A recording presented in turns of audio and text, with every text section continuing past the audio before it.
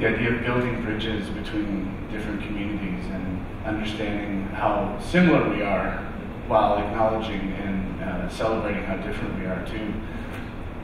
Along with that content, we've done a lot of commercial and very critically acclaimed content. So The Burden of Truth was kind of the perfect mix of those two things. An opportunity to take a commercial vehicle that within the storylines was able to talk about some of these very important social issues. But we're going to get into some of those social issues as well when we get into later in the panel. Kristen, back to you, and we talked about this a little bit backstage, is what pleasantly surprised me was the switch up between season 1 and season 2. Season 1 was very much about the legal drama, as people saw in the clips, the court case with the high school girls and Joanna switching allegiances. And then I thought, well, the court case was closed at the end of season 1. Where do you go in season 2? There were the after effects of the case, of course, but a whole new storyline with regard to hacking and a murder, and it got even deeper into Joanna's story. As a viewer, that excited me. It must have thrilled you, as someone that had signed on to this project, to see that change. Yeah, I love that kind of challenge for our show, where every season we pretty much end a case, but the characters continue on, and the story is more based on these characters' journeys. So the cases kind of come in to challenge them and to push them, and allow us to kind of shine a light on different things. But I loved that we got to go into something that was so vastly different, and we could bring ourselves into Winnipeg and up the stakes a little bit. And Brad, I think pretty much from the beginning, I believe it was in the first pitch document, wanted to kill David. So one of my favorite things about the pitch was that we were going to kill David, and then there was going to be a whole case around that, which would be a wonderful way to force Joanna to face herself, and that was Luna that we put in jail essentially for a while for that. Yeah. was a great way to push Luna and to kind of look at the court system and racism within our justice system. So yeah, I mean, I love that we can do that. It is so exciting. You're listed as an executive producer on this project. What does that mean? Are you involved day to day with the meetings? Are you out scanning locations? Are you ordering what's craft services? How does that all work? I mean, I last year I came out for a bunch of prep and went on all the scouts and all that. But really, I think there are so many people. Kyle has a team of people, Alana and Linda at it's ICF, right? Yes. They are all there are a lot of producers on this show. So I think that for me, I kind of took my role to be more around, like I was talking to these guys before, around working closely with the actors, kind of being a liaison between set and production, which sometimes, at least in my experience, there can be a giant rift. It's really funny because James is sitting here. He worked on Smallville with me, and even on Smallville, there was a rift between, I'd say, Los Angeles and set, and I always found it really difficult to bridge that gap. So I kind of try to be that liaison. And then Kyle was talking about, I'll go and help out with meetings if they need someone else to kind of throw their weight around so that people will give us stuff. It's incredibly valued. You cannot value how much Kristen, as not only number one on the call sheet, but an executive producer, brings to the whole thing.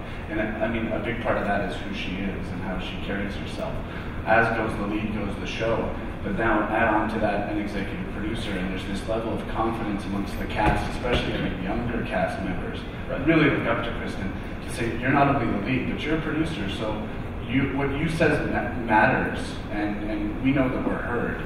And that makes for a very happy set and a good work environment.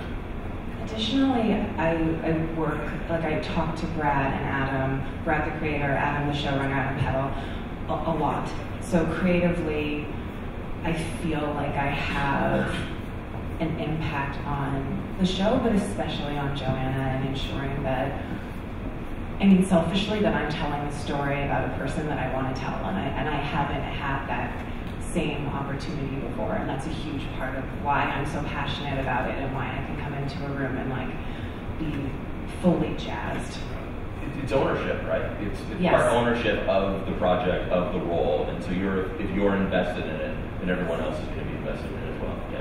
Yeah, these huddles that happen on set when something comes up when we're unsure of what to do, to have Kristen there with the writers, it always gets sorted out in the best way. One of the many interesting storylines, and Kristen, you had already mentioned it, was the storyline between Joanna and Luna. In season 1, Joanna was introduced to the indigenous side of her family through Luna.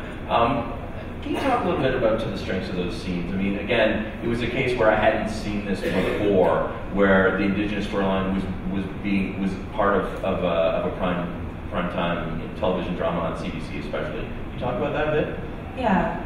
Okay, I'll start with one of my favorite parts of the show is Joanna's relationship with Luna. They are like, I mean, Star has my heart. I love her to pieces. It makes me emotional.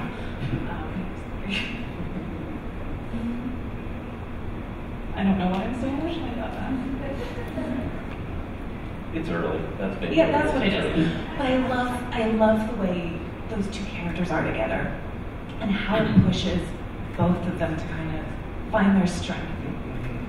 And for Joanna, that strength is like accessing her emotional experience. Right.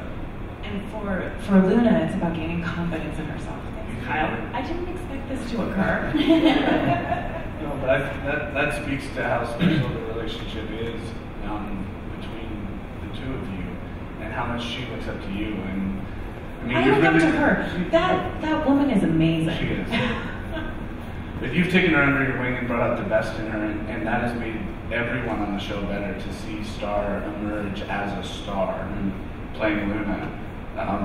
You know, she was this quiet, shy young lady who started on the show, and now she's really one of the driving forces on the crew, on the cast, and lucky to have her.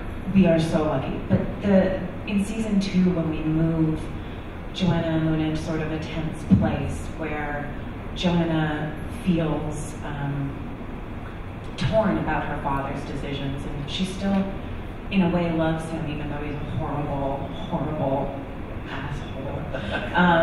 So there's a tension between them, but their closeness and their intimacy. Like Joanna, one of the best things about her, she'll fight for you. If she loves you, she doesn't know how to tell you she loves you. She doesn't know how to give you a hug and say it's okay, but she'll fight for you.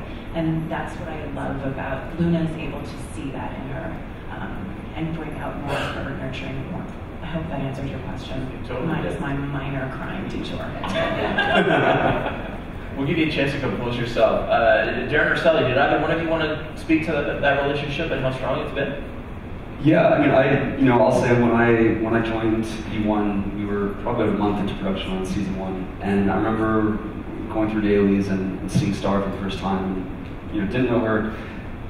Just instantly taken by her. I thought she had something unique, but then to watch her growth from the beginning of the season to the end, and knowing what was happening behind the scenes and their relationship, but also just her abilities, was really, really amazing to kind of watch. And it's kind of neat that we have a record of that, from the first season and straight season 2. I think she'll just continue to grow. I would just add, I feel like it's all been said so beautifully. Just that it's wonderful to be a part of a series that is, supporting incredible talent that exists, but also to watch new talent emerge and grow, surrounded by such kind of skilled, creative people. For us to see it, for audiences to see it, I feel like it really is one of the best aspects of what we get to do. One of the really, I keep saying the word interesting, but something that was explored in season 2 is that we got Luna join the Bear Clan patrol. And Kyle, before we watch the clip, something that you had this fascinating story with regard to the Bear Clan patrol. Can you talk a little bit about that and just kind of set up a clip for us? Yeah, so the Bear Clan Patrol, for those of you who don't know what that is an organization in Winnipeg that actually started off as a kind of a vigilante group. And then they organized themselves in a different way. It's essentially a volunteer group of community members in the inner city of Winnipeg that come out and work together to protect the community. So they're on the streets working with people who are vulnerable and in need to protect them and help them get through the day and night. And so they clean up needles, they hand out food. Whenever the Bear Clan Patrol is there, kids come running because they've always got fresh fruit. So the Bear Clan Patrol, we're very lucky to have them in Winnipeg. I think that there's, a stereotype about Winnipeg and about that part of our community that maybe the nation and the world has set in their minds. We wanted to show that this is indeed a community with people like the Bear Clan Patrol protecting the interests of the people who live there. So when the writers found out about the Bear Clan Patrol, they were very keen to write about them. And they recognized the importance of earning permission to tell those stories. So the writers undertook to become members of the Bear Clan Patrol. And then that extended further, and some of the directors did it. And Kristen did it. And some of the cast went out. And so our team became members in the Bear Clan Patrol, went out on patrol, volunteering for the Bear Clan. And in turn, not only learned about their work and were better informed to write about it, but they really earned the right to tell those stories. And then when we wrote that into the show, and it came casting time, it only made sense to invite them to come out and be part of the show. So when you see those scenes with the Bear Clan Patrol, those are actual members of the patrol in the show. Now, you set that up so beautifully. Let's take a look at a clip from season 2 with the folks out on the patrol.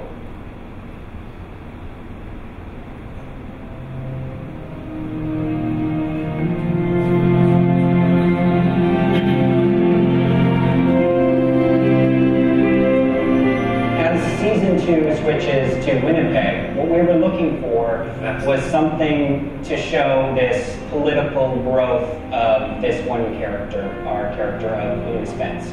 She wants to do good, and she believes in the goodness of people, and that's what I really love about her. And so she tries to act on that, and tries to do what she can in the community. And I've never been on a Bear Clan walk. It was so important to me that it was so important to our team that we do this correctly and authentically. And I could see that from everyone that came on the walk. It's super emotional to see the communities and to watch the Bear Clan go out and care about the Indigenous people. Well, I first came into contact with the Bear Clan Patrol a couple of years ago when I was out here making a documentary about the work they do. And so when I opened the script and saw that they were dramatized in Bird and Truth, I just, to be honest with you, I cried. I actually cried. It's fantastic. Again, it's always nice to be able to share our story, and I think the exposure is fantastic for the organization, for the ideology that we're trying to push. You know, and we want to see a change in the way people are valued and the way people are treated, and you know, let's see more sharing going on. We can make that, you know, normalize that kind of behavior. There'll be nothing special about us, but the whole world will be in a better place.